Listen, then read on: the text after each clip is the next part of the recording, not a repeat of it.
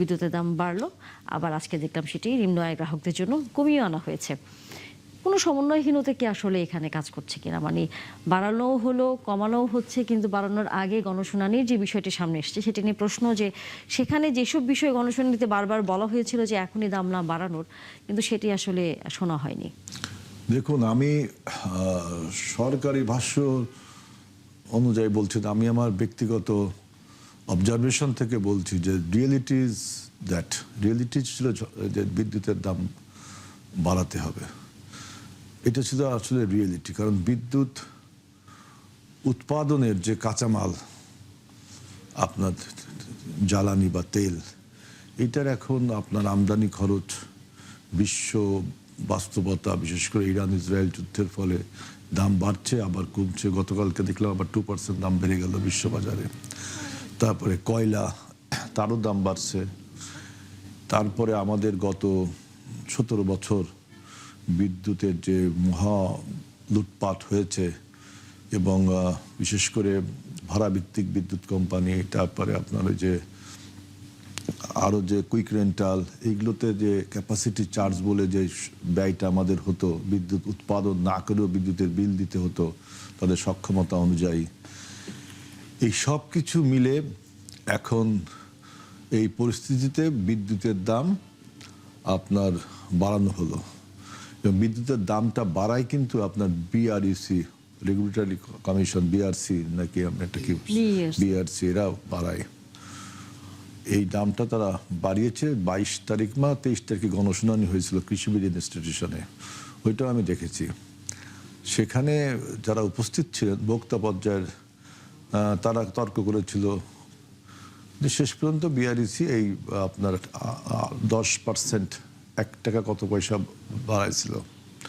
আজকে সরকারের অনুরোধে যে বিশেষ করে লাইফলাইন গ্রাহক যারা, অর্থাৎ 50 থেকে 75 ওয়াট এই বিদ্যুৎ যারা একদিনে এক মাসে ব্যবহার করে, তাদেরকে বলা হয় লাইফলাইন গ্রাহক। এটা প্রায় 2 কোটির মতো আছে এরকম গ্রাহক বাংলাদেশের, যারা খুবই নিম্ন আয়ের। তাদের দামটা অপরিবর্তিত রেখেছে, বাড়ায়নি সরকারের অনুরোধে বিআরইসি।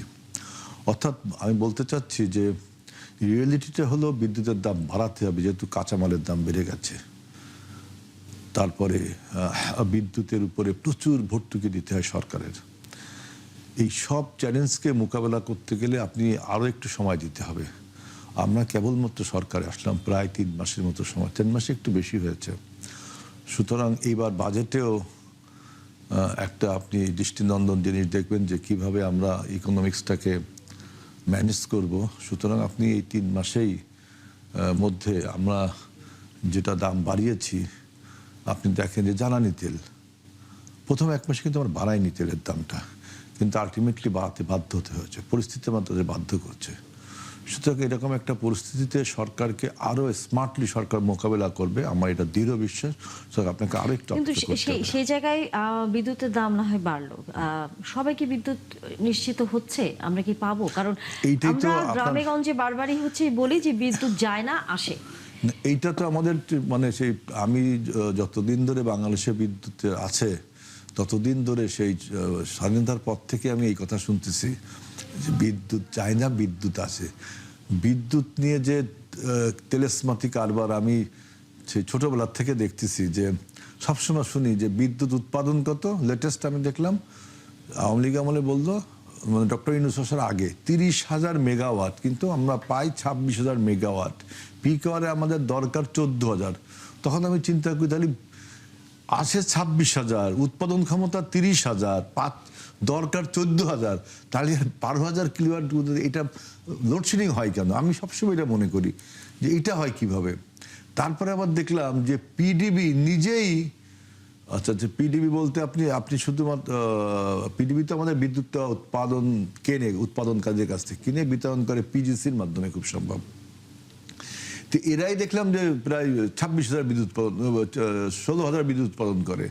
তাইলে আমার রূপপুর প্রকল্প দরকার ছিল কি? তাইলে আমার ওইটা মাতার বাড়ি প্রকল্প দরকার ছিল কি? আমার এই যে রামপাল প্রকল্প দরকার, এই বিদ্যুৎ দিয়ে আমি কি করব? আমার সবসময় মাথায় এই প্রশ্নগুলো মানে খেলা করতো। সুতরাং আমি মনে করি যারা আমাদের জ্বালানি বিশেষ করে বিদ্যুৎ বিশেষজ্ঞ আছে, তাদের কাছে আমার প্রশ্ন যে এত উৎপাদন আমাদের, তারপরে নতুন বিদ্যুৎ কেন্দ্র করতে হচ্ছে, কিন্তু আমাদের ডিমান্ড মাত্র 14 থেকে 16,000। এই রহস্যটার কারণ কি? সুতরাং আপনি বর্তমান সরকারকে আরো একটু সময় দিন। আমরা নিশ্চয়ই যেহেতু আমরা এবার বিদ্যুতের দাম ফেব্রুয়ারি মাসে বাড়িয়েছিল, 24 সালের ফেব্রুয়ারি মাসে শেষ পারা বাড়ছিল, এবার আমরা একটু বাড়িয়েছি, পরিস্থিতি আমাদের বাধ্য করছে। এখন আমরা এই বিদ্যুতের জন্য, বিশেষ করে জ্বালানির জন্য আমরা রিনিউয়েবল এনার্জির প্রতি কিন্তু সরকার নজর দিচ্ছে, যে বিশেষ করে ফসিল ফুয়েলের পরিবর্তে যদি পানি, বায়ু, তারপরে ওয়েস্টেজ, এইখান থেকে যদি বিদ্যুৎ উৎপাদন করা যায়, সোলার সিস্টেম, এগুলোর দিকেও আমরা যাচ্ছি। নিশ্চয়ই আমরা আলোচনা করব। অধ্যাপক ডক্টর ইজাজ হোসেন যুক্ত হয়েছেন আমাদের সাথে। ডক্টর ইজাজ হোসেন, আপনি তো নিশ্চয়ই এর মধ্যে নিজেও জেনেছেন যে আগের দামই ফেরানো হয়েছে, বিশেষ করে নিম্ন আয়ের গ্রাহকরা যাতে বিদ্যুৎটি আগের দামই দেন সেভাবে। আপনার কাছে কি মনে হয়, তাতে কি কোনো লাভ হবে? না, মানে আমরা তো অ্যাকচুয়ালি দেখেন সাংঘাতিক একটা কঠিন অবস্থায় আছি। সেটা হচ্ছে প্রায় 60,000 কোটি টাকা আমাদের ভর্তুকি দিতে হচ্ছে প্রতি বছর, বেশ কয়েক বছর ধরে এটা চলছে। তো এরকম অবস্থা যদি চলতে থাকে তাহলে পাওয়ার ডেভেলপমেন্ট বোর্ড মানে খুব একটা খারাপ সিচুয়েশনে চলে যাবে, চলে গেছে অলরেডি। তাদেরকে তো বাঁচিয়ে রাখা হয়েছে এই সাবসিডি দিয়ে। তো এখন কথা হচ্ছে যে এটা তো আজকের ব্যাপার না, এটা অ্যাকচুয়ালি এখন বলতে গেলে প্রায় 5 বছর চলছে। আওয়ামী লীগের সময় 2 বছর এরকম বড় ভর্তুকি দিতে হয়েছে, তারপরে 2 বছর 2বার দিতে হয়েছে ইন্টারিম গভর্নমেন্টের সময়, এবং এইবারও দিতে হচ্ছে। তো এখন সরকার কি করবে? তো এখানে অনেক রকম নানাবিধ কথা আছে যে কেন এরকম হলো, আমরা আর অন্য কি করতে পারতাম। অবশ্যই সবচেয়ে বাস্তবমুখী পন্থাই হচ্ছে যে বিদ্যুতের দামটা বাড়ানো। বিদ্যুতের দাম বাড়ানো এখন সাধারণ মানুষের কাছে আসলে যে প্রশ্ন বারবারই থাকে যে আমি দাম দিব কিন্তু আমি বিদ্যুৎটি পুরোপুরি নিশ্চিতভাবে পাচ্ছি কিনা, এটি নিয়ে তো আসলে প্রশ্ন থেকেই যাচ্ছে। এটা থেকে যাচ্ছে, অবশ্যই আপনি ইউর কারেক্ট। এন্ড ওই যে ইংলিশে একটা চিকেন এন্ড এগ একটা কথা আছে না, হুইচ কামস ফার্স্ট।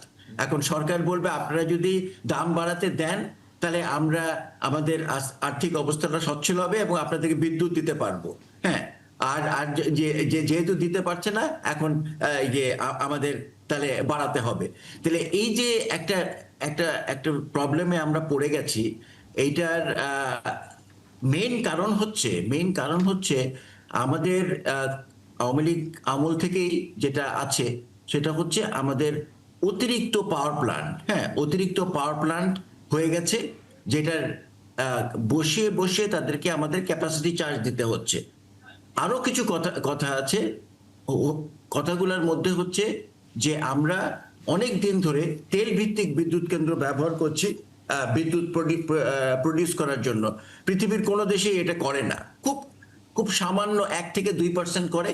আমরা 12-13%, একসময় 30%ও করেছিলাম। তো আমাদের ওই একটা থার্ড যেটা প্রবলেম হচ্ছে, আমরা সাংঘাতিক রকম আমদানি নির্ভর হয়ে গেছি। একটা ডেটা এখন সবাই পাবলিশ করেছে, সেটা হচ্ছে দেখা গেছে 10 বছরের মধ্যে আমরা 25% যেটা ছিলাম আমদানি নির্ভর, সেখান থেকে আমরা 62% আমদানি নির্ভর হয়ে গেছে। তাহলে আপনি বুঝতেই পারছেন যে আমাদের ডলারের উপরে আমাদের আমদানির যে ভারটা কতখানি বেড়ে গেছে। তো এই অবস্থায় আপনি বুঝতেই পারছেন যে পাওয়ার ডেভেলপমেন্ট বোর্ড এবং সরকারের উভয়েরই আমাদের বিদ্যুৎ দেওয়ার ব্যাপারে সাংঘাতিক রকমের কষ্ট চলছে। আবুল কালাম আজাদ, আপনার কাছে কি মনে হয় এই যে বিদ্যুতের দাম বাড়ানোর পর আজকে আবার এক ধরনের আমরা নতুন ধরন দেখলাম যে নিম্ন আয়ের গ্রাহক যারা রয়েছেন তাদেরকে আগের দামেই হচ্ছে বিদ্যুতের বিলটি দিতে হবে, তাদের ইউনিটের ভাড়াটি সেভাবেই আবার নির্ধারণ করা হয়েছে। আপনার কাছে কি মনে হয় এটাতে কি আসলে কোনো অবস্থায় কি লাভজনক হবে? কারণ এই নিম্ন আয়ের মানুষদের বেশিরভাগই দেখা যায় অনেক অবৈধ মিটার বা লাইন তারা ব্যবহার করে বিদ্যুৎ নানাভাবে হচ্ছে অপচয় করেন, এরকম ঘটনাও তো আসলে সামনে আছে। ধন্যবাদ আপনাকে।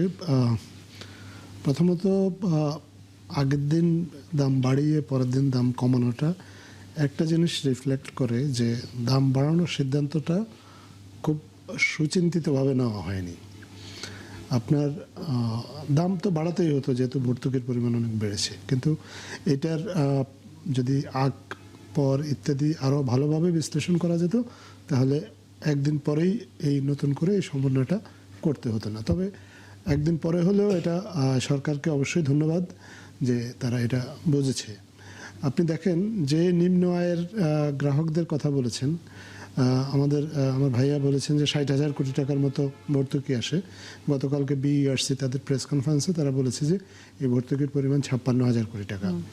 কিন্তু আপনার 0 থেকে 50 ইউনিট অথবা 0 থেকে 75 ইউনিট বিদ্যুৎ ব্যবহার করে এরকম ব্যবহারকারী যারা, তাদের জন্য ভর্তুকির পরিমাণ মাত্র 781 কোটি টাকা। সো নিম্ন আয়ের মানুষের জন্য কিন্তু খুব বেশি ভর্তুকি দেওয়া হয় না। ভর্তুকি দেওয়া হয় আসলে মধ্যবিত্ত বা উচ্চবিত্ত যারা আছে তারা এই ভর্তুকির টাকাটা পায়। সো এটা খুবই যথার্থ, সরকার গরিব মানুষের কথা ভেবেছে আজকে। আমি একজন বিশেষজ্ঞর সাথে কথা বলছিলাম, উনি একটা জিনিস বলেছেন যে বিদ্যুৎ যে শুধুমাত্র ইকোনমির লাইফলাইন বা লাইফ ব্লাড এরকম না, বিদ্যুৎ থেকে আসলে এখন সময় এসেছে এটা সোশ্যাল সেফটি নেটের পার্ট হিসাবে দেখা।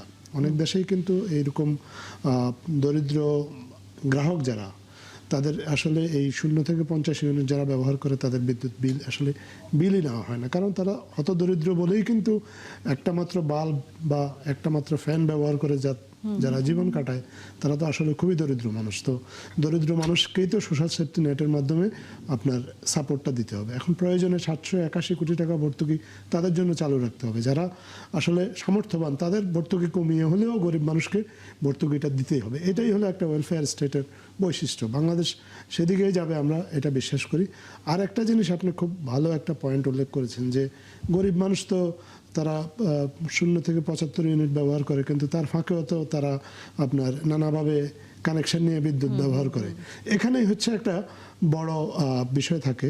দেখেন বিদ্যুতের যে সাবসিডি, এই সাবসিডিটা অনেকাংশেই কমিয়ে আনা যায় যদি বিদ্যুৎ খাতে দুর্নীতি, অপচয় এগুলো রোধ করা যায়।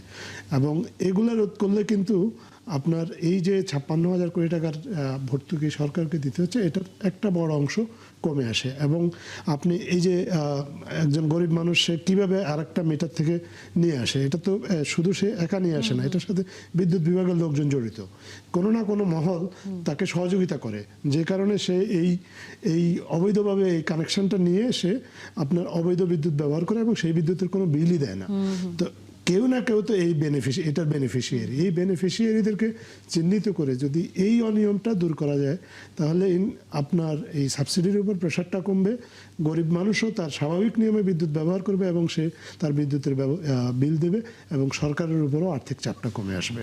আমরা যদি আসি এই আদ্দিন হাসপাতালের প্রসঙ্গে, আজিজুল বারী হেলাল, সেটি হচ্ছে আসলে সবাই আমরা তাকিয়ে আছি সরকারের দিকে এবং সরকারের প্রতিনিধিদের পেলেই আসলে আমরা এই প্রশ্নটি করি যে আদ্দিন হাসপাতালটি শেষ পর্যন্ত তার কার্যক্রম চালিয়ে যেতে পারবে কি পারবে না, মানে আইন কি বলছে? আদ্দিন হাসপাতাল যে সমস্ত শর্ত দিয়ে লাইসেন্সটা নিছিল সেই শর্তগুলো পূরণ করেনি। আপনি দেখলাম স্বাস্থ্যের ডিজি এবং মাননীয় মন্ত্রীও মনে হয় ভিজিট করেছেন, করার পর দেখা গেছে যে শর্ত দিয়ে তারা আপনার হসপিটালটা করেছিল সেই শর্তগুলো তারা মানেনি বিধায় এই 6 জন শিশুর, আমি দেখলাম যে এসি দীর্ঘক্ষণ বন্ধ ছিল, আমি পত্রিকা রিপোর্ট অনুযায়ী বলছি দীর্ঘক্ষণ বন্ধ ছিল, সেখানে ভেন্টিলেশনের তত ব্যবস্থা ছিল না, অর্থাৎ অক্সিজেনের থেকে কার্বন ডাইঅক্সাইডের পরিমাণ বেশি হয়ে গেছিল এবং যত লোকের ক্যাপাসিটি তার থেকে বেশি লোক অ্যাটেন্ডেন্ট সহ সেখানে ছিল।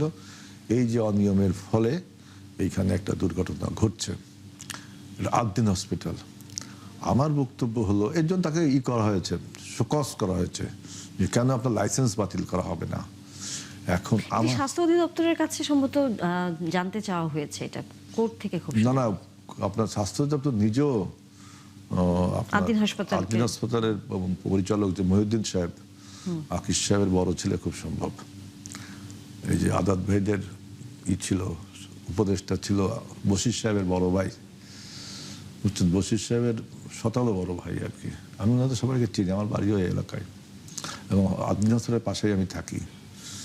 ওইখানে আপনার শোকজ করা হয়েছে। কিন্তু আমি এমপি হওয়ার পরে আমি আর 3টে উপজেলা আমার তিনটে উপজেলায় 3টি স্বাস্থ্য কেন্দ্র আছে, স্বাস্থ্য কমপ্লেক্স। কি ডিভাস্টেড অবস্থা স্বাস্থ্যের, আমি মানে অবাক হয়ে গেলাম যে সেখানে আপনার যে নোংরা, প্রথমে হসপিটালটা গেলে মনে হয় আপনার কাছে নোংরা, আপনি যাইতেই পারবেন না, রোগী থাকে কি করে। আমি শুনলাম যে ওইখানে আওয়ামী লীগ সরকার এবং ইনাদের সরকারও ব্যবস্থা নেয়নি, এই আউটসোর্সিং এর মাধ্যমে লোক নিয়োগ দেয়। এটা তো বোঝেন, কন্ট্রাক্টর লোক নিয়োগ দেয়। কন্ট্রাক্টর করে কি, মানুষের কাছ থেকে টাকা নিয়ে 1 বছরের চুক্তিতে রাখে, লোক নিয়োগ দিয়ে তারে আবার কিছু পরে বাদ দিয়ে আবার লোক নিয়োগ দিয়ে, খালি টাকা মানুষের যত। তো সরকার কিন্তু নিজের উদ্যোগে এই আপনার রিক্রুটমেন্টটা করছে না স্বাস্থ্যকর্মীদেরকে। এটা একটা বাজে অবস্থা ছিল, এই যে আপনার আউটসোর্সিং এর মাধ্যমে কন্ট্রাক্টর নিয়োগ করে লোক নিয়োগ দেওয়া, কোনো ব্যবস্থা। অতএব থানা হেলথ অফিসারের, টিএইচও সাহেব, ওনার কোনো ক্ষমতা নেই। ইভেন ডিডি যে স্বাস্থ্য ডিডি, তারও কোনো ক্ষমতা নেই, তারাও ইনডিফারেন্ট ভেরি মাচ। এরপরে দেখলাম যে ওষুধ নেই, আপনার এই দেবে স্যালাইন দিবে, তার বটলটা আছে কিন্তু একটা সেট লাগে স্যালাইন, 5-7 টাকার দাম, টোটাল নেই। আমি বললাম খাতা কলমে তো সব কেনা হয়েছে। বাইরে আসলে স্বাস্থ্য তারপরে দেখেন যে খাবার, আওয়ামী লীগের আমলে খাবারের এক ঠিকাদার নিত 10-12টা হসপিটাল মিলে একজন নিয়ে, সে আবার সাব কন্ট্রাক্ট দিত। সাব কন্ট্রাক্ট দিলে সাব কন্ট্রাক্টর মেন কন্ট্রাক্টরে টাকা দেয়, তাইলে এই চাপটা কিন্তু পরে রোগীরা যে খাবারটা খায় উন্নত মানের খাবার খেতে পারে না, আগেই তো তাকে ঘুষ দিয়ে আসতে হচ্ছে। আমি বললাম যে এই প্রথা বন্ধ করতে হবে, বিশেষ করে এই হসপিটালে খাবার, এইটাও টেন্ডারটা ওপেন করে দিতে হবে। একই ব্যক্তি গত 17 বছর ধরে তিনি একটা হসপিটালের খাদ্য, সিভিল সার্জনও কোনো কথা বলে না, ডিডিও কোনো কথা বলে না, কার কাছে কোনো উত্তর নেই। আমি সর্বশেষ স্বাস্থ্যমন্ত্রীর সাথে কথা বলেছি, বিশেষ আমাদের স্বাস্থ্য প্রতিমন্ত্রীর সাথে, যে হসপিটালগুলোতে এই যে খাবার যারা খায়, বিশেষ করে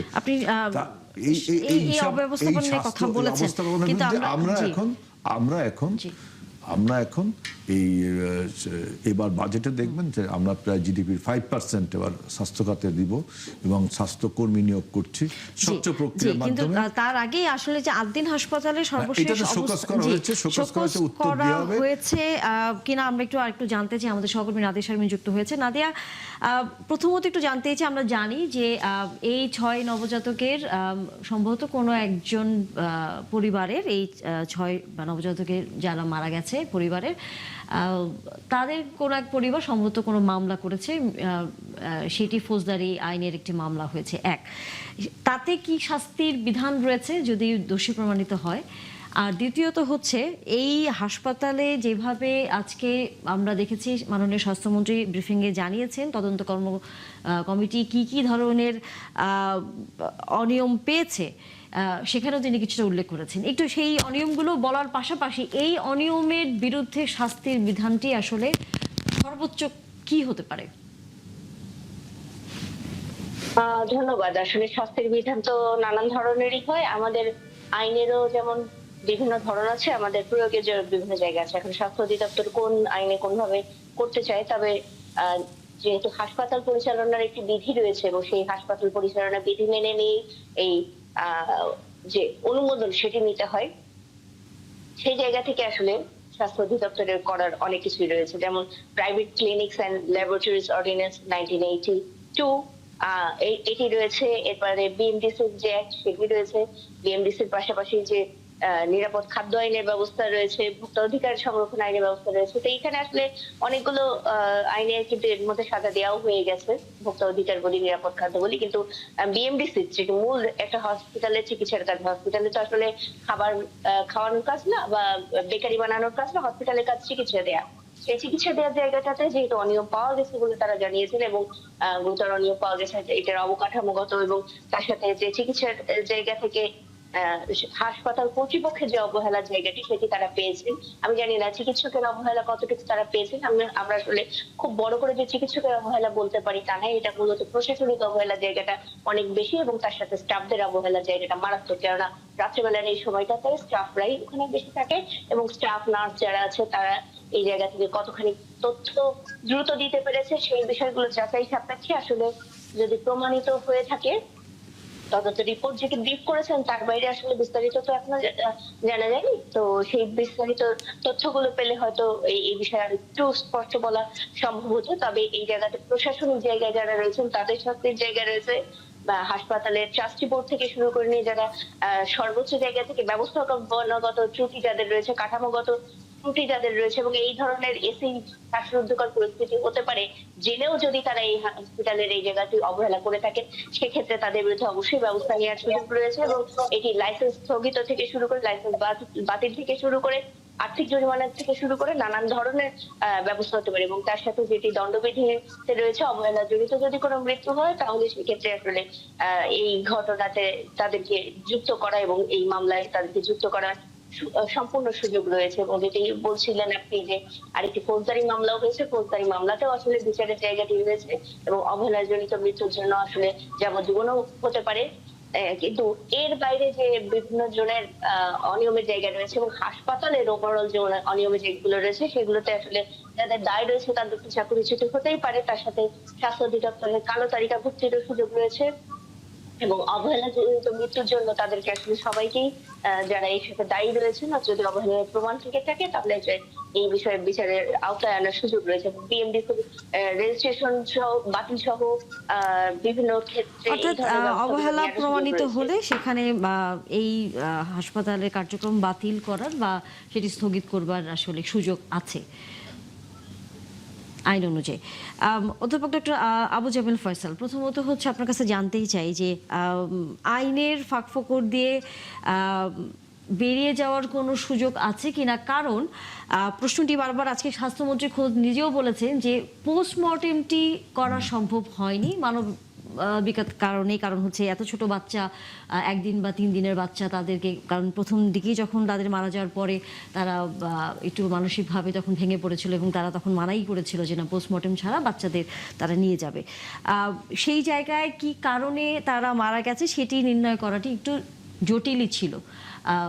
এখানে আপনি আসলে এই বিষয়টা কিভাবে দেখছেন যে এর কারণে বাচ্চা মারা যাওয়ার প্রক্রিয়াটি সঠিকভাবে যদি জানা না যায়, এমনি তো প্রশাসনিক এবং কাঠামোগত নানা ধরনের অবহেলা, চিকিৎসা অবহেলা সেটা তো প্রমাণিত হয়েছে, এটা তো আজকে স্বাস্থ্যমন্ত্রী খোদ বলেছেন, কিন্তু যে বাচ্চাগুলো মারা গেল তাদের মৃত্যুর জন্য দায়ী করার প্রক্রিয়াটি কি কিছুটা অপরাধীরা কি আসলে ছাড় পেয়ে যায় কিনা?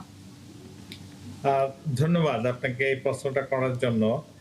এখানে পোস্টমর্টম তো অবশ্যই না করলে পরে তো বোঝা মুশকিল যে কি কারণে মারা গেল, কিন্তু এটাও তো ঠিক যে তখন মানে এসি বন্ধ করে দেওয়ার পরে ঘরটা একদম বন্ধ ছিল, কোনো রকম ভেন্টিলেশন হচ্ছিল না, বাতাস প্রবাহিত হচ্ছিল না, এবং সেইখানে শ্বাসকষ্টটাই প্রধান হয়েছে। অক্সিজেনের পরিমাণ যদি কমে গিয়ে থাকে তাহলে তো অবশ্যই শ্বাস প্রশ্বাসের কষ্ট হয়েছে, শ্বাস নিতে পারে নাই, নিঃশ্বাস না নিতে পারলে তো সেটার কারণেই মৃত্যু হইতে পারে। 1 দিনের শিশু, 3 দিনের শিশু আর কতক্ষণ টিকে থাকতে পারবে, মানে বাতাস না আসলে পরে, অক্সিজেন না আসলে পরে। তো এইখানে মানে সার্কামস্ট্যান্সিয়াল এভিডেন্স দিয়ে প্রমাণ করা যেতে পারে যে কিভাবে এই বাচ্চাগুলোর মৃত্যু হইল, এবং ওইটা দিয়ে প্রমাণ করতে পারলেই আপনার পোস্টমর্টম তো অনেক সময়ই হয় না। এবং এইসব শিশু মৃত্যুদের বেলায় এবং মহিলাদের গর্ভবতী অবস্থায়, ডেলিভারি অবস্থায় মৃত্যু হইলে পরে অনেক সময় এই পোস্টমর্টম না করে ভার্বাল অটোপসি বলে, মানে মৌখিক মানে মৌখিকভাবে যে কাছে ছিল, যে মা ছিল বা দাদি ছিল তার সঙ্গে কথা বলা, তারপরে ওই সময় আনুষঙ্গিক কি হচ্ছিল, এসি থেকে একটা আওয়াজ হচ্ছিল, এসি থেকে কোনো গ্যাস নির্গমন হয়েছিল কিনা, মানে এই সব কিছু মিলায় ভার্বাল অটোপসিতেই, এইখানে ভার্বাল অটোপসি করেই আমরা ওই সার্কামস্ট্যান্সিয়াল এভিডেন্সের ভিত্তিতে মৃত্যুর কারণটা নির্ণয় করা যেতে পারে, এবং এটা করাটা মানে কোনো রকম অযৌক্তিক কিছু হবে না।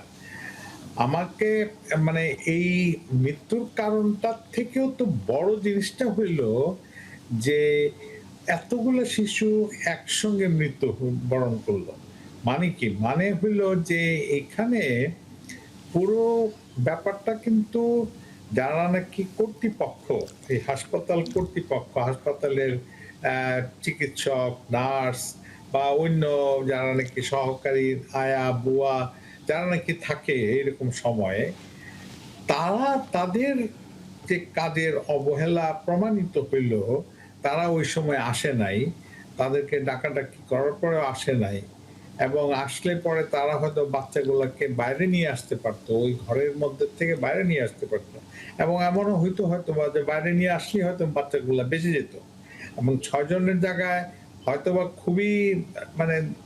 খুবই নরম অবস্থায়, মানে খুবই পুষ্টিহীনতার অবস্থায় হয়তো বা এক একটা বাচ্চা ছিল, তো তাদেরকে হয়তো বাঁচানোটা হয়তো সম্ভব হইতো না, বাকিগুলোকে বাঁচানো সম্ভব হইতো। তো সেইখানে আমাদেরকে মানে এই মৃত্যুর কারণটা একদম অটোপসি করে, মানে পোস্টমর্টম করে না করে, ওই যে ভার্বাল অটোপসি করে আমরা বের করতে পারি। আর ওই অবহেলার কাজটা, মানে অবহেলা যে হয়েছে এবং এইখানে সেটা প্রমাণিত, তো সেইখানে সেটা নিয়েই আমাদেরকে বোধহয় বেশি করে কথা বলতে হবে, চিন্তা করতে হবে। এবং ওই নাদিয়া অবহেলার কথা অবশ্যই চিন্তা করতে হবে, আপনিও বলছিলেন, একটু- কিন্তু এখানে তানিয়া, একটি বিষয় একটু আপনার কাছে একটু যুক্ত আমি করতে জানতে চাই। চাই, সেটি হচ্ছে যে এই হাসপাতালটি, তার যে কাঠামো, অর্থাৎ আমাদের এই সহকর্মী নাদিয়া শারমিনও একটা অনুসন্ধানের প্রতিবেদন করেছেন যে ফায়ার সার্ভিস থেকে 6 বার তাদেরকে চিঠি দেওয়ার পরে সেখানে ফায়ারের কোনো এক্সিট কোনো পয়েন্ট নেই, এক। দ্বিতীয়ত সেই হাসপাতালের ছাদে একটি বেকারি, তৃতীয়ত সেই আইসিইউ থেকে শুরু করে হাসপাতালের যেসব ওয়ার্ডগুলো রয়েছে সেখানে রোগী থাকা তো দূরের কথা, একটা সাধারণ মানুষের মানে নর্মালি বসে থাকার মতো অবস্থা সেখানে নেই। সেটি কেমন করে একটা হাসপাতাল দিনের পর দিন চলে এসেছে। যদি এই শিশুগুলো মারা না যেত তাহলে তো হয়তো এত বছর তারা যেভাবে কার্যক্রম চালিয়ে আসছে সেটি হয়তো হতো। এই যে অবকাঠামোগত দিকটি, সেটিও তো আসলে বিবেচনায় নিয়ে আসা উচিত বলে কি মনে করেন? অবশ্যই, অবশ্যই। এবং ওইটাতে অবকাঠামোর যে সমস্যাগুলা এখন চিহ্নিত হয়েছে, এবং এটা এমন ভাবেই চলছে সেই 1997 সন থেকে। এইখানে লাইসেন্স পাওয়ার পরে, ওনারা তো লাইসেন্স নিছেন, লাইসেন্স আছে, এবং হাসপাতাল পরিচালনা করার জন্য ওনাদের যা যা প্রয়োজনীয় লাইসেন্স সবই আছে। কিন্তু আমাদেরকে আবার এটাও দেখতে হবে যে স্বাস্থ্য অধিদপ্তর থেকে লাইসেন্স দেওয়ার পরে কোনো রকম সুপারভিশন হয় না, এটা সুপারভিশন করার মতো তাদের সামর্থ্য নাই।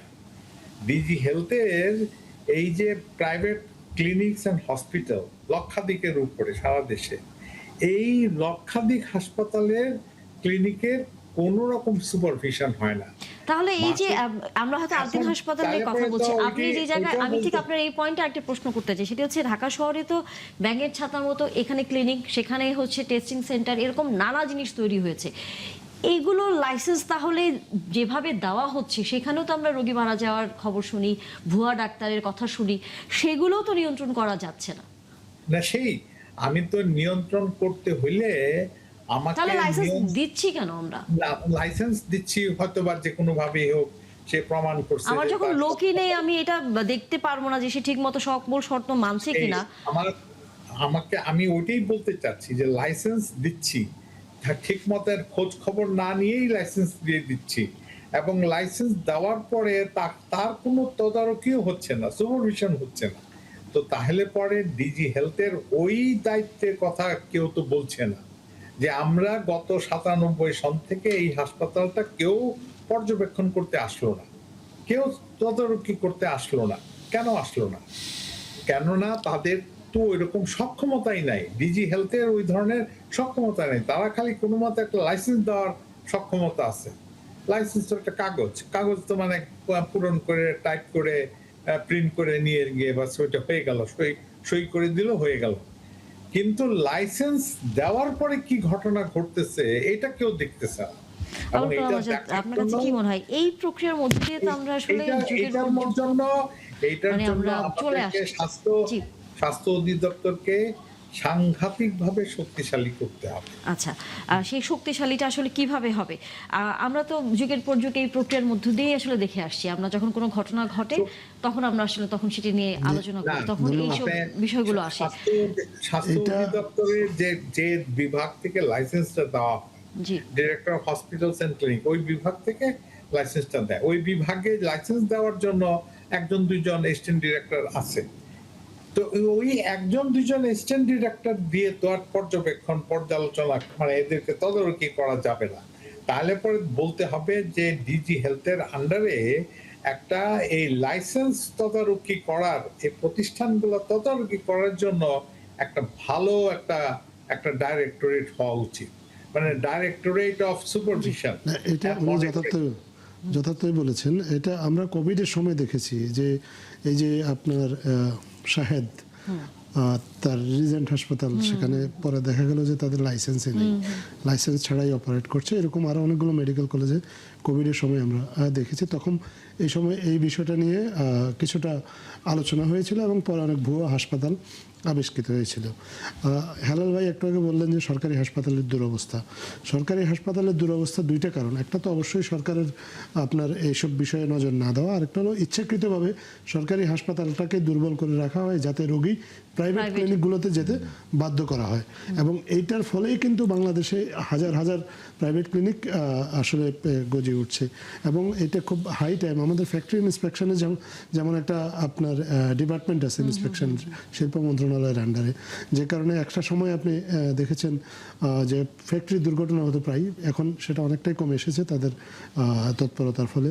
আমাদের এই হাসপাতালের ইন্সপেকশনের জন্য স্বতন্ত্র ইউনিট থাকা জরুরি এবং সেই ইউনিটটাকে, হাসপাতাল যেহেতু এটা পুরোপুরি জনস্বাস্থ্যের সাথে সম্পর্কিত এবং এইখানে কোনো ধরনের আসলে ছাড় দেওয়ার কোনো সুযোগ নেই। এটা একেবারে 100% কমপ্লায়েন্ট হতে হবে একটা হাসপাতালকে, কারণ সামান্যতম অবহেলার কারণে একজন মানুষের জীবন যেতে পারে। আমাদের হেলাল ভাই আছেন, উনি মাননীয় সংসদ সদস্য, উনি নিশ্চয়ই উপযুক্ত ফোরামে এই বিষয়ে কথা বলবেন। আমরা মনে করি যে মানে হেলথের ক্ষেত্রে মনিটরিং, সুপারভিশন, কমপ্লায়েন্স এই ইস্যুগুলো আসলে খুবই জরুরি। আর কেনাকাটায় দুর্নীতি, বাস বা হাসপাতালগুলোর যে নোংরা পরিবেশ, এগুলো তো আছেই, এগুলোতেও ওনারা অবশ্যই নজর দিবেন। পাশাপাশি যেহেতু আমাদের দেশের চিকিৎসাটাই আসলে অনেকটা প্রাইভেট হাসপাতাল নির্ভর, আসলে সরকারি হাসপাতালে নিতান্তই বাধ্য না হলে কেউ যেতে চান না। সো প্রাইভেট হাসপাতালগুলোকে অবশ্যই তদারকির আওতায় আনতে হবে। অবশ্যই সেই তদারকি সামনের দিনগুলোতে কিভাবে করবেন সরকার আমরা নিশ্চয়ই জানবো হেলাল ভাইয়ের কাছ থেকে। নাদিয়া শারমিন, আপনি মনে হয় কিছু যুক্ত করতে চেয়েছিলেন? জি, আমি একটু বিষয় স্পষ্ট করতে চাই। পুরো বিষয়টা আসলে একটু স্পষ্ট না করলে বিভ্রান্তি হতে পারে। সেটা হচ্ছে যে শিশু মৃত্যুর ঘটনা যে মামলা হয়েছে সেটা অবহেলাজনিত মৃত্যুর মামলা। এটাকে আমি সর্বোচ্চ শাস্তির কথা বলেছি, তার কারণ এটা যদি উদ্দেশ্যমূলক মৃত্যু হয় বা এটার পিছনে যদি বড় কোনো জায়গা দেখা যায়, সেই জায়গা থেকে হয়তো সর্বোচ্চ শাস্তি, নইলে কিন্তু এটার শাস্তি সর্বোচ্চ আসলে 5 বছর, 5 বছরের কারাদণ্ড অথবা যে অন্য শাস্তির কথা বলা হচ্ছে বা অর্থদণ্ড রয়েছে বা উভয় দণ্ড হতে পারে। এবং তার সাথে আরেকটি বিষয় বলে রাখি যে যেটি হাসপাতালের লাইসেন্সিং এর ক্ষেত্রে সেখানে কিন্তু ছোট একটা সাজানোর ব্যবস্থা আছে। 5,000 টাকা জরিমানা দিয়ে বা 6 মাসের কম জেল দিয়েও এই লাইসেন্সিং এর ঝামেলা থেকে পার পেয়ে যাওয়ার একটি অংশ রয়ে গেছে এই যে লাইসেন্সিং প্রক্রিয়ার ক্ষেত্রে। সেই ক্ষেত্রে বলা যায় আসলে এই লাইসেন্স বাতিল করবে কিনা বা এই বিষয়ে কতটুকু তারা ব্যবস্থা নেবে আমি জানি না, কিন্তু আপনি যেটি বলছিলেন যে বাচ্চাদের ময়নাতদন্ত না হওয়া অবশ্যই একটি দুর্বলতার জায়গা, কিন্তু তার সাথে এটাও সত্যি কথা, বাচ্চাদের আমরা যখন দেখেছি সম্পূর্ণ নীল হয়ে যাওয়া শরীর, বুক, কান এবং অন্যান্য অংশগুলোতে একেবারে নীল হয়ে যাওয়া অংশগুলো সুস্পষ্টভাবে প্রমাণ করে, অর্থাৎ সার্কামস্টেন্সিয়াল এভিডেন্স যেটাকে বলা হয়, সেটি সুস্পষ্টভাবে দেখা যায় যে এরা আসলে শ্বাসরোধ হয়ে মারা গেছে। এবং অবশ্যই আমি জানি না এটার মৃত্যুর কারণ হিসেবে শ্বাসরোধই দেওয়ার কথা, অর্থাৎ শ্বাসরোধ হয়ে যে তারা মারা গেছে তার তো কোনো বিকল্প কোনো তথ্য নেই। কি গ্যাসে শ্বাসরোধ হয়ে মারা গেছে সেটা হয়তো আমরা এই অটোপসি হলে জানতে পারতাম, বা এর ভেতরে শরীরের ভেতরে কি ঘটেছিল সেটা হয়তো জানতে পারতাম, কিন্তু শ্বাসরোধ হয়ে মারা গেছে এবং সেটা অক্সিজেনের অভাবে, এই বিষয়ে কিন্তু বিয়ন্ড এনি ডাউট এটা কিন্তু প্রমাণিত তাদের ফিজিক্যাল এভিডেন্সে। তাহলে এটি প্রমাণের জন্য কিন্তু এর চেয়ে বেশি জরুরি না আর তার সাথে যে তথ্যগুলো আছে তথ্যগুলো যদি যাচাই করা হয়, তথ্যগুলো মিলিয়ে যদি প্রমাণগুলো দেওয়া হয়, এবং একই সাথে আরেকটি বিষয় বলতে চাই, এই বাচ্চাগুলোকে কিন্তু কয়েকজনকে উপরে আবার নিয়ে যাওয়া হয়েছিল এনআইসিইউতে নিয়ে যাওয়ার পরে সেখান থেকে আবার ফেরত পাঠানো হয়েছিল। যখন বাচ্চাগুলো অসুস্থ হয়ে যাচ্ছিল, কয়েকজন বাবা মা তারা তাড়াতাড়ি করে উপরে এনআইসিইউতে নিয়ে গেছিলেন, সেখানে চিকিৎসা নিয়ে আবার ফেরত পাঠানো হয়েছিল। সেখানে থাকলে হয়তো বেঁচে যেত সেই কয়টি বাচ্চা। তো এই যে দৌড়াদৌড়ি, এই যে সম্পূর্ণ ঘটনাগুলো, এগুলো কিন্তু সিসি ক্যামেরায় আছে। এই সিসি ক্যামেরার ফুটেজ কেন নেওয়া হয়নি এখন আমি জানি না। পুলিশের এই তদন্তে তদন্তে কি সেই ফুটেজ ক্যামেরার জায়গা ফুটেজ থাকবে। নেওয়া হয়নি, সিসি ক্যামেরার ফুটেজ নেওয়া হয়নি? আমি এখনো পর্যন্ত এমন কোনো তথ্য পাইনি। পুলিশ এ ব্যাপারে আমাদের স্পষ্ট করেনি। আমরা হয়তো এই বিষয়ে স্পষ্ট করলে জানতে পারতাম। তবে সিসি ক্যামেরার ফুটেজ কিন্তু হাসপাতাল কর্তৃপক্ষ আর কারো হাতে ছাড়েনি। পুলিশ নিয়েছে কিনা এই বিষয়ে পুলিশ আমাদেরকে স্পষ্ট করেনি। তবে এটি একটি গুরুত্বপূর্ণ এভিডেন্স হিসেবে থাকতে পারে। আর এর বাইরে যদি বলি, লাইসেন্সিং এর ক্ষেত্রে আপনি জানেন হাসপাতালে, বাংলাদেশের হাসপাতালের লাইসেন্স গুলো ডিজি হেলথ দপ্তর থেকে দেওয়া হয়। ডিজি হেলথের জায়গা থেকে একটি দায়বদ্ধতার জায়গা রয়েছে, এবং তারা যে শোকজ দিয়েছে, এই শোকজের জবাব অনুযায়ী কিন্তু তাদেরকে যাচাই করার সুযোগ রয়েছে, এবং যাচাইয়ের সাথে আরো কয়েকটা জিনিস যাচাই করা সম্ভব। আমরা সাংবাদিকরা যদি যাচাই করে দেখতে পারি যে তার ফায়ার সার্ভিসের ফায়ার সেফটির কোনো প্ল্যান অ্যাপ্রুভাল নেই, ফায়ারের যে বাণিজ্যিক লাইসেন্স নেওয়া ছিল সেটা 3 বছর আগে নবায়ন করা হয়নি, সেটি শেষ হয়ে গেছে, অর্থাৎ নবায়ন তাদের কোনো লাইসেন্স নেই এই মুহূর্তে। আর তার সাথে যদি রাস্তার বিষয়টি, তাদের সামনের যে রাস্তাটি, যেটি একটি হাসপাতালের জন্য 20 ফুটের মতো হওয়ার কথা, সেই জায়গায় সিটি কর্পোরেশনের তথ্যই বলছে, সিটি কর্পোরেশনের রাস্তা এটি, সিটি কর্পোরেশনের তথ্যই কিন্তু এই রাস্তাটির ব্যাপারে সুনির্দিষ্টভাবে আমি জানতে চেয়েছিলাম সিটি কর্পোরেশনের কাছে। তারা যেটি জানিয়েছে যে এই রাস্তাটির দৈর্ঘ্য হচ্ছে 517 মিটার এবং প্রস্থ হচ্ছে 3.97 মিটার, অর্থাৎ 13.5 ফুটের মতন হবে আর কি। তো এই যে রাস্তার দৈর্ঘ্য, রাস্তা তো বিভিন্ন জায়গায় বিভিন্ন প্রস্থ রয়েছে, তো হসপিটালের সামনে এবং পাশে যে জায়গাগুলো যে পরিমাণ প্রস্থ রয়েছে, সেটি কিন্তু আসলে হাসপাতালে একটি যদি ফায়ার ট্রাক ঢুকতে চায় আগুন নেভানোর জন্য, সেটির জন্য যথেষ্ট না। এরকম নানান কারণে কিন্তু এই হাসপাতালের অনিয়ম রয়েছে, এবং সেগুলো থাকলে কিন্তু একটা বাণিজ্যিক ভবন হিসেবে এটার অনুমোদনও পাওয়ার কথা না। রাজুক থেকে কি করে অনুমোদন পেলো, বা রাজুকের বিষয়টি আমি আসলে যাচাই করার চেষ্টা করছি যে পেয়েছে কিনা আদৌ। তো এই যে নানান ভাবে একটা ভবনের, একটা হাসপাতালের ভিতরে অসংখ্য অনিয়ম একসাথে যুক্ত হওয়া, তারপরেও সেটি কি করে আসলে লাইসেন্স পেলো, একটা হাসপাতাল হিসেবে অনুমোদন পেলো, আমরা সেই জানি প্রশ্নের তাদের উত্তরটি আমরা নেব আবু জামিল ফয়সালের কাছ থেকে, যে এইভাবে এরকম অবকাঠামোতে কিভাবে একটি হাসপাতাল পরিচালিত হলো, এবং একই সাথে এবং তা নিয়ে আরেকটা বিষয় বলতে চাই। এই হাসপাতালটা কিন্তু প্রথমে যে অংশটুকু ছিল, ছোট অংশটুকু, এখানে সম্ভবত কোন একজন বলছিলেন যে তিনি কাছাকাছি থাকেন, আমিও কাছাকাছি কিছুটা থাকি। আমি এই হসপিটালকে ছোটবেলা থেকে গড়ে উঠতে দেখেছি। আমি এই হসপিটালটাকে প্রথমে ছোট একটা অংশ সামনে দেখেছি, এবং আমি যাচাই করে দেখেছি, আমি গুগল ম্যাপের মাধ্যমে, গুগল আর্থের মাধ্যমে প্রতিটা পরিবর্তন রেকর্ড করেছি। এই যে পরিবর্তনগুলো, ছোট একটি সামনের অংশ ছিল, তারপরে পিছনে বাড়তে থাকলো, বাড়তে পেছনে যে বিভিন্ন অংশগুলো তৈরি করা হলো, বাড়িয়ে নেওয়া হলো, সেই অংশগুলোর ভেতর থেকে একটা ফায়ার এক্সিট তৈরি করা হয়নি, এবং পেছনের যে অংশগুলোর মধ্যে গুহার মতন একটি অংশ তৈরি করা হয়েছে। আল্লাহ না করুক যদি কোনোদিন আগুন লাগে, কোনোদিন ভূমিকম্প হয়, ওখান থেকে একটা বাচ্চা, একটা মানুষ, একেবারে অসহায় অবস্থার মানুষ, একটা বাচ্চা জন্ম দেওয়ার পরে মাও, অর্থাৎ অবকাঠামো যেটা নতুন করে বর্ধিত হয়েছে সেখানে আসলে অব্যবস্থাপনা আপনি দেখেছেন। আবুল কালাম আজাদ, আপনার কাছে যদি একটু আসি, সেটি হচ্ছে এই আদ্দিন হাসপাতাল নিয়ে তো নানা রকম আসলে আমরা এর আগে অভিযোগ শুনেছি, নানা রকম ঘটনা আমরা শুনেছি। আমরা জানি যে সেখানে আসলে চিকিৎসা না একেবারেই নিম্ন আয়ের যারা প্রসূতি মা এবং নবজাতক শিশুদের সেখানে আসলে চিকিৎসা নেওয়া হয়, এবং খুবই কম টাকায়, যার জন্য নিম্ন আয়ের যে মানুষগুলো রয়েছে তারাই আসলে সেখানে চিকিৎসা সেবা নেওয়ার জন্য যান, কারণ অন্য হাসপাতালে তাদের পক্ষে সম্ভব হয় না। কিন্তু সেখানে এই যে এত অবহেলার মধ্যে আসলে মানুষদের সেখানে চিকিৎসা দেয়া হয়, তারা তো শুরুই করেছিলেন যে এই শ্রেণীর বিশেষ করে মাদের তারা হচ্ছে এই চিকিৎসাটা দেবেন, এই ধরনের একটা তাদের আমরা কি বলবো আদর্শিক জায়গা থেকে তারা আসলে এটি শুরু করেছেন যে ওই ধরনের চিকিৎসা সেবা তারা দেবেন, এবং সেটি তারা একসময় সাকসেসও হয়েছেন, কারণ প্রসূতি মাদের সেবা দেওয়ার ক্ষেত্রে আদ্দিন হাসপাতাল বেশ মাঝখানে অনেক সুনাম অর্জন করেছে।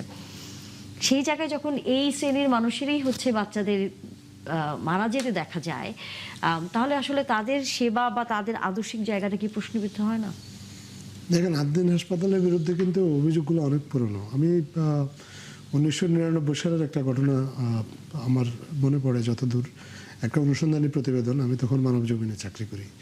মানবজমিন থেকেই সেই অনুসন্ধানের প্রতিবেদনটা করা হয়েছিল। একটা শিশুকে সেখানে 7 ঘন্টা জীবিত একটা শিশুকে মৃত মনে করে ফেলে রাখা হয়েছিল। সো আপনার তখনও কিন্তু সেই ঘটনার কোনো তদন্ত হয় নাই বা সেগুলোর কোনো বিচার দেখিনি আমরা। তো গরিব মানুষ, তাদের যাওয়ার জায়গা কম, আমাদের চিকিৎসা ব্যবস্থা ব্যয়বহুল, স্বাভাবিক কারণেই এ ধরনের হাসপাতাল যখন খুব কম টাকায় চিকিৎসা সেবা অফার করে তখন মানুষ আকৃষ্ট হয় এবং সেখানে যায়।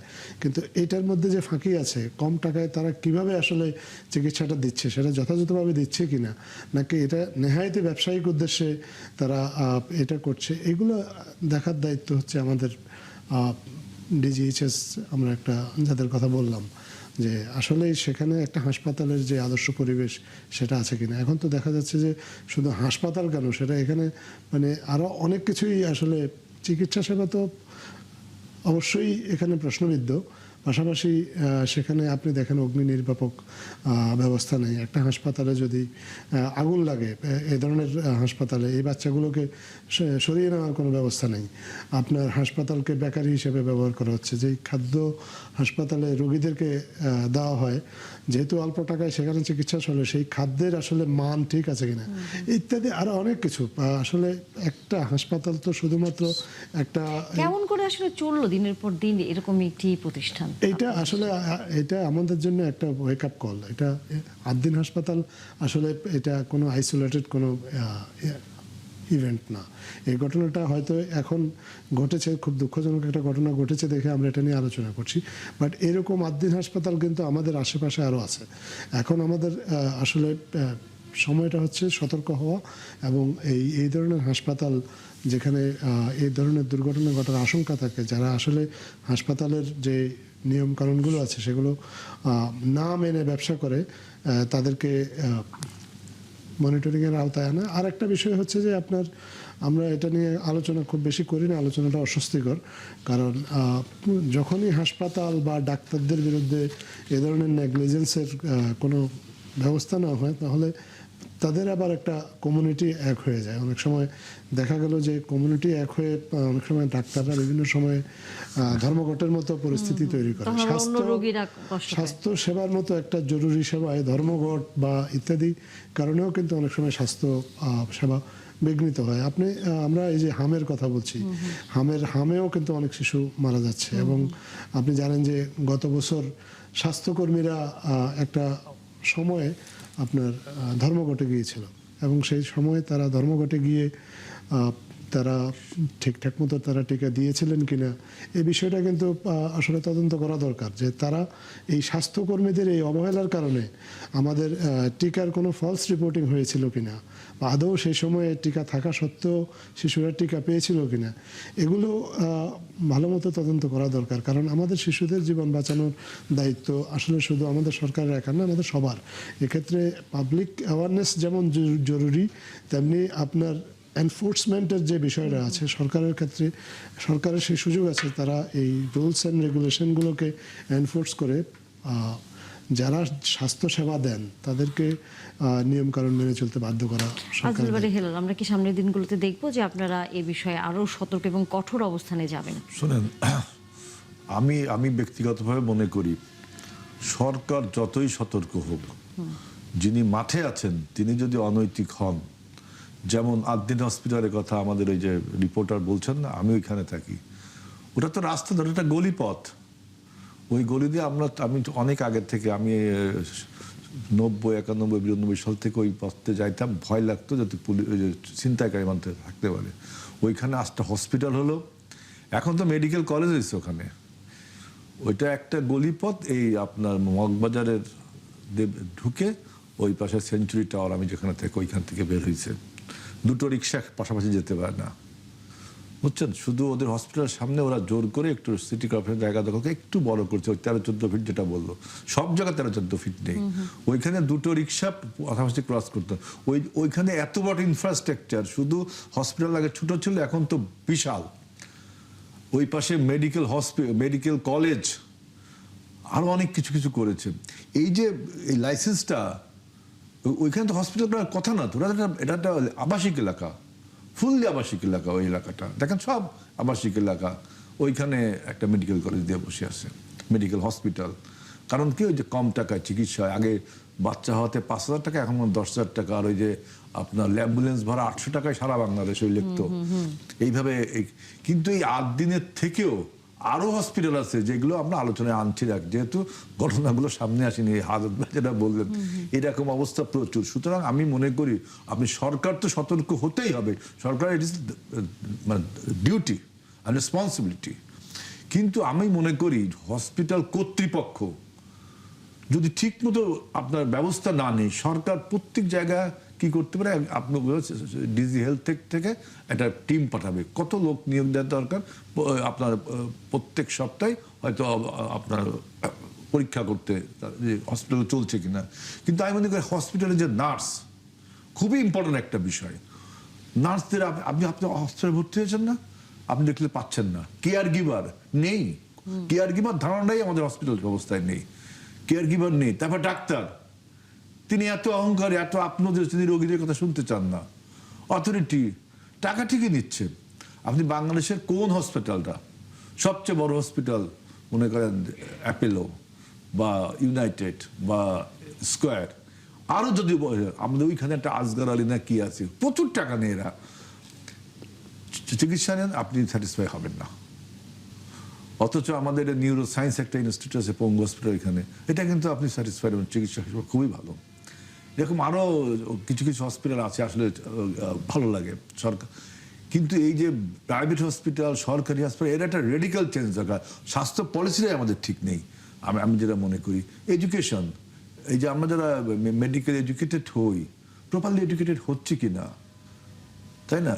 তারপরে নার্সদের ট্রেনিং এর ব্যবস্থা প্রপার, শুধু নামে মাত্র ট্রেনিং, এটা কি প্রপারলি ট্রেনিং হচ্ছে কিনা, এর সাথে এই সরকার এই এই বিষয়গুলোর চিকিৎসা দিকে একটা নজর দিবে নোবেল কিনা? প্রফেশন, ইটস আ জি। Noble profession. জি।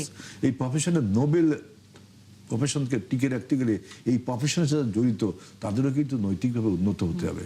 শুধু আপনি হাতে লাঠি ডান্ডা মেরে মানুষকে ঠান্ডা আপনি জি, ই করতে পারেন না। কিন্তু যে প্রশ্নটি আমার আপনার কাছে, যে এই সরকার, আমরা তো, আপনারা বোঝা যাচ্ছে যে সমস্যাগুলো বুঝতে পারছেন, এখন সামনের দিনগুলোতে এই সমস্যাটা সমাধানে এভাবে স্বাস্থ্যকর্মীদের আপনারা গড়ে তুলবেন। দেখেন, আমরা এই যে এই 1 লাখ নারী কর্মী নিয়োগ দিব স্বাস্থ্য কেয়ার গিভার হিসাবে, দিচ্ছে এখন অলরেডি। তারপরে এই যে স্বাস্থ্য বীমা তৈরি করছি, স্বাস্থ্য খাতে ব্যয় বাড়াচ্ছি, ডাক্তারদের প্রশিক্ষণ, নার্সদের প্রশিক্ষণ, সবই কিছু করবো।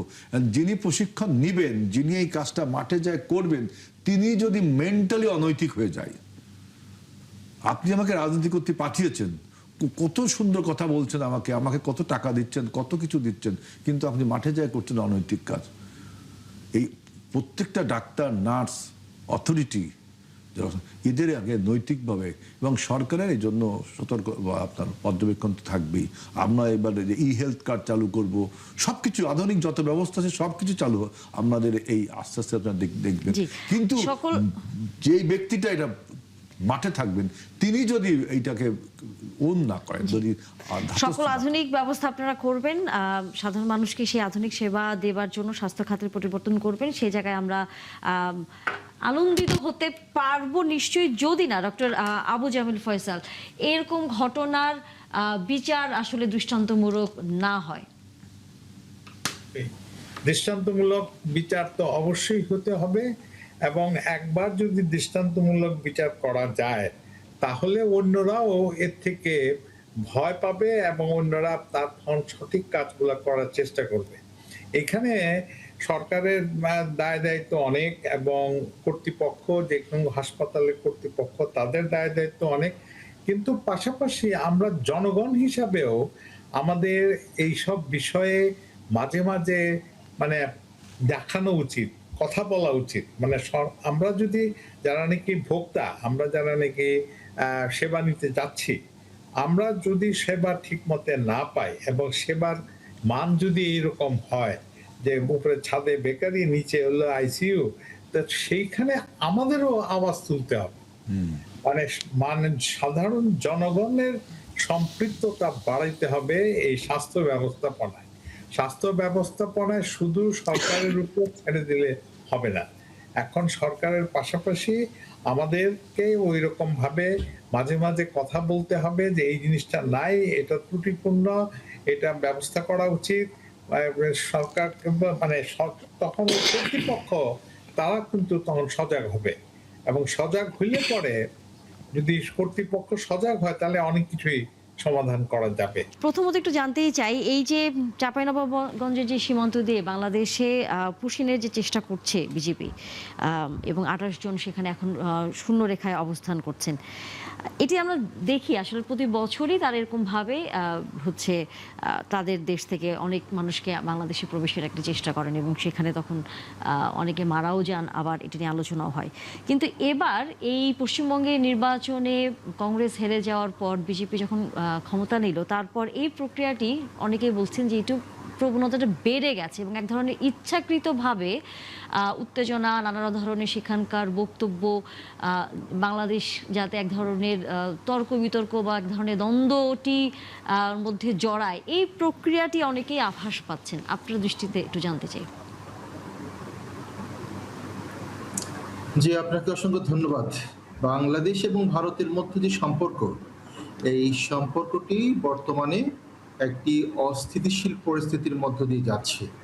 বিশেষ করে পশ্চিমবঙ্গে যে বিধানসভা নির্বাচনটি হলো, সেখানে যখন কংগ্রেস হেরে গেল, তৃণমূল কংগ্রেস হেরে গেল, এবং সেখানে বিজেপির ক্ষমতায় আসার পর থেকেই আমরা ধরে নিচ্ছি যে বাংলাদেশ এবং পশ্চিমবঙ্গ এবং ভারতের সীমান্তে এক ধরনের বিশৃঙ্খল পরিস্থিতি তৈরি হবে। সেক্ষেত্রে কয়েকটা বিষয়কে প্রাধান্য দেওয়া যেতে পারে। একটা হলো যে তারা এক ধরনের পুশব্যাক করবে, মানুষজনদেরকে নাগরিকত্ব আইনের বেড়াজালে ফেলে এদেরকে বাংলাদেশি তকমা দিয়ে বাংলাদেশে অনুপ্রবেশের একটা প্রচেষ্টা তাদের থাকবে। আরেকদিকে হলো যে সীমান্তে তারা কাঁটাতার বেড়া দিয়ে আপনার এক ধরনের কূটনৈতিক পরিস্থিতি তৈরি করা, যে পরিস্থিতি, এমন একটি পরিস্থিতি তৈরি হবে যে দুই দেশের সম্পর্কগুলোর মধ্যে অনেক ধরনের প্রশ্নবিদ্ধ জায়গাগুলো আসবে। যেমন ধরুন, কাঁটাতারের বেড়ায় বিষয় না, কিন্তু আমাদের যে সেটেলমেন্ট আছে বাংলাদেশ এবং ভারতের মধ্যে, সীমান্তের যে সেটেলমেন্ট, যেটা 1947 সালে হয়েছে, সেই সেটেলমেন্টের বাইরে গিয়ে বিজেপি সরকার বেশ কিছু আগ্রাসী ভূমিকা নিতে পারে, এবং সেক্ষেত্রেই বাংলাদেশের সাথে ভারতের সম্পর্কটা অনেক বেশি টানাপোড়েনের মধ্যে পড়বে। আরেকটি দিক আপনারা দেখবেন যে ভারতবর্ষের যে রাজনৈতিক চরিত্র এবং ভারতবর্ষের যে অভ্যন্তরীণ রাজনৈতিক হিন্দুত্ববাদের বিকাশটা হয়েছে, সেটার মধ্য দিয়ে কিন্তু এক ধরনের ভারতীয় রাজনৈতিক সংস্কৃতির মধ্যে এক ধরনের পরিবর্তন এসেছে। ভারত আসলে এই ধরনের অহিংস ভারত ছিল না, ভারত ছিল একটা সেকুলার রাষ্ট্র। সেই সেকুলার রাষ্ট্রটি ধীরে ধীরে কিন্তু আপনার একটি হিন্দুত্ববাদী রাষ্ট্রের মধ্যে রূপান্তরিত হওয়ার প্রেক্ষাপটে ভারতবর্ষ এবং ভারত তার প্রতিবেশী রাষ্ট্রগুলোর সাথে এক ধরনের সুসম্পর্ক মেনটেন করতে পারছে না। এক্ষেত্রে আমরা ইন্টারন্যাশনাল রিলেশনের যে সমস্ত সংজ্ঞানগুলো জানি, তার মধ্যে এই যে হেজেমনিক যে পাওয়ার বিল্ড আপ ভারত যেটা নিচ্ছে সাউথ এশিয়ান রাজনীতিতে, সেটা ভারতের জন্য সুখকর নয়, এবং ভারতের প্রতিবেশী রাষ্ট্রগুলোর জন্য সুখকর নয়। আবুল কালাম আজাদ, আপনার কাছেও জানতে চাই যে এই যে ভারত আবারও আমরা দেখেছি যে হঠাৎ করে তাদের এই পশ্চিমবঙ্গের নির্বাচনের পর বাংলাদেশের উপর এক ধরনের তারা ক্ষোভ, নানা ধরনের বক্তব্য, ওখানে বাংলা ভাষাভাষী যারা আছে তারা, এবং একই সাথে মুসলিমদের উপর এক ধরনের অত্যাচার আমরা দেখেছি। এমনকি ঈদের এই কোরবানি ঈদেও তাদের এক ধরনের পশু কোরবানি দেওয়া নিয়েও এক ধরনের নিষেধাজ্ঞা ছিল, এবং সেটি নিয়েও অনেক ধরনের ঘটনা ঘটে গেছে। আপনার কাছে কি মনে হয় যে এই ধরনের পরিস্থিতি কেন তৈরি হচ্ছে? তারা কি ইচ্ছাকৃতভাবে বাংলাদেশের সাথে এক ধরনের দ্বন্দ্ব তৈরি করার চেষ্টা করছে? আমার মনে হয় এটা ভারতের অভ্যন্তরীণ রাজনীতিতে কিছু পক্ষ সুবিধা নেওয়ার জন্য তাদের যারা বিরোধী বা কিছু লোককে বাংলাদেশি তকমা দিয়ে বাংলাদেশে যদি পুশব্যাক করা যায়, তাদের যে ক্লেইম যেটা, সেটা তাদের স্টাবলিশ করা যায় যে সেখানে বাংলাদেশে আছে।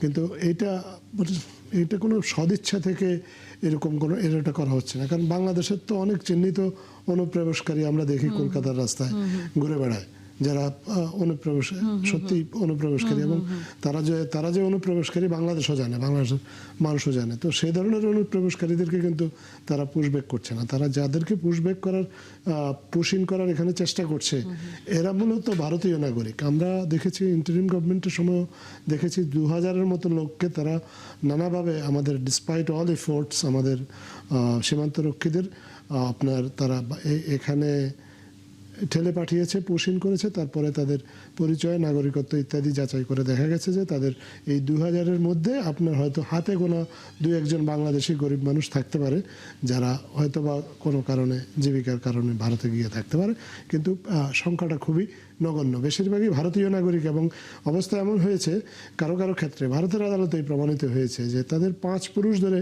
তারা ভারতে বসবাস করছেন, তাদের একই পরিবারে ভাই বোন সবাই আপনার ভারতীয়, আর একজনকে বাংলাদেশি বলে পুশ-ইন করা হচ্ছে। তো এগুলো কিন্তু আসলে এই রাজনৈতিক ফায়দা লোটার জন্য করা হচ্ছে। এগুলোর কোনো আসলে বাস্তব কোনো ভিত্তি নেই যে বাংলাদেশি অনুপ্রবেশকারীরা বা ভারতে গিয়ে ইয়ে করছে। আর তাছাড়া ভারত এমন কোনো লোভনীয় দেশও নয় যে বাংলাদেশের মানুষ জীবিকার সন্ধানে ভারতেই যাবে। বাংলাদেশের মানুষ বিশ্বব্যাপী ছড়িয়ে পড়েছে জীবিকার সন্ধানে, কিন্তু তাদের যদি প্রায়োরিটি আপনি জিজ্ঞেস করেন তাহলে আপনি খুব বেশি লোক পাবেন না যারা জীবিকার সন্ধানে ভারত যেতে চায়। সো এটা পুরোপুরি রাজনীতিক, এবং আমার মনে হয় যে এইটাকে বাংলাদেশকে আসলে রাজনৈতিকভাবে মোকাবেলা করতে হবে, এবং আমাদের সীমান্তরক্ষী যারা আছেন তাদেরকে আরও সতর্কভাবে এটাকে ডিল করতে হবে। আব্দুল বারী হেলাল, একই সাথে আমরা দেখেছি যে সেখানকার সাবেক মুখ্যমন্ত্রী মমতা ব্যানার্জি তিনি ওসমান হাদিকে মেরে ফেলার যে প্রক্রিয়ার মধ্যে উনি একটা মন্তব্য করেছেন যে সে দেশের স্বরাষ্ট্রমন্ত্রী অমিত শাহকে তিনি অনেকটা এই ক্ষেত্রে জড়িয়ে একটা মন্তব্য করেছেন। এরপরে আমরা আবার দেখেছি যে বাংলাদেশ থেকেও ইনকলাব মঞ্চ এবং অনেকেই কিন্তু ওসমান হাদির যারা খুনি সেখানে আছেন আটকা, তাদেরকে দেশে ফিরিয়ে আনার প্রক্রিয়ার ক্ষেত্রে সরকারের কাছে আবারও এক ধরনের দাবি জানিয়েছেন।